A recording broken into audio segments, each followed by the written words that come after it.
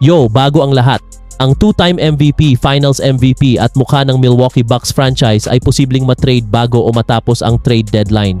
At ang pinakamainit na usapan ngayon, Golden State Warriors, Miami Heat, New York Knicks. Sa vlog na to, pag-uusapan natin bakit biglang lumalakas ang Giannis trade rumors, ano ang sitwasyon ng Bucks, at alin sa Warriors, Heat o Knicks ang pinakamalaking tsansa na makuha si Giannis. Unahin muna natin ang Milwaukee Bucks. Sa loob ng halos isang dekada, si Giannis ang pundasyon ng franchise, NBA champion, franchise player, loyal star. Pero ngayon, nagbabago na ang tono.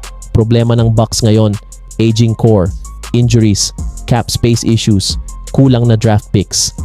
Hindi na sila dominant tulad noong championship run.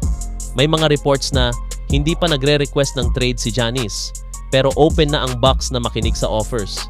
At ito ang masakit para sa Bucks fans.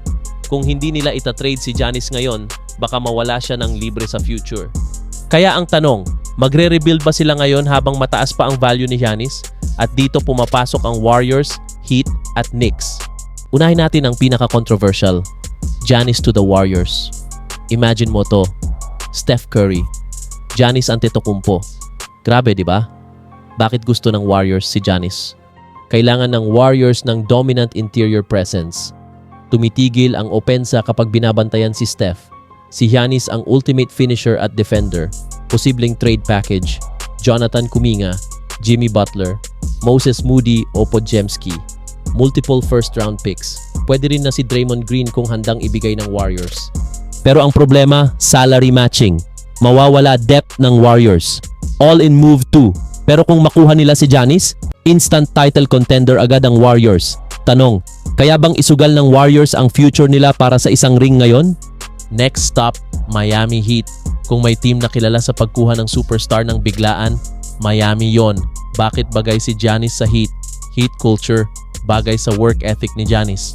Eric Spoelstra system, defensive mindset. Isa sa pinaka-nakakatakot na frontline sa NBA, posibleng trade package, Tyler Herro, Andrew Wiggins, draft picks. Pero may problema. Ayaw ng Bucks na ipadala si Giannis sa East rival.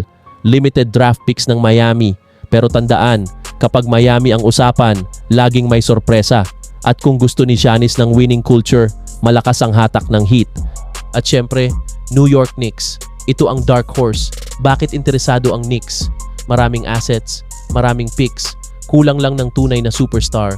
Posibleng trade package, Karl Anthony Towns, multiple first-round picks. Ito ang pinakamalakas na package sa tatlo. Pero ang tanong, gusto ba ni Giannis ang pressure ng New York? Kaya ba niyang maging face of the Knicks? Pero kung mangyari ito, babaguhin ni Giannis ang buong Eastern Conference? New York market plus superstar, pakal bagong NBA storyline? Ngayon, pag-usapan natin ang realidad. Warriors, all-in contender pero risky. Heat, culture fit pero kulang assets. Knicks, pinakamalakas ang trade package.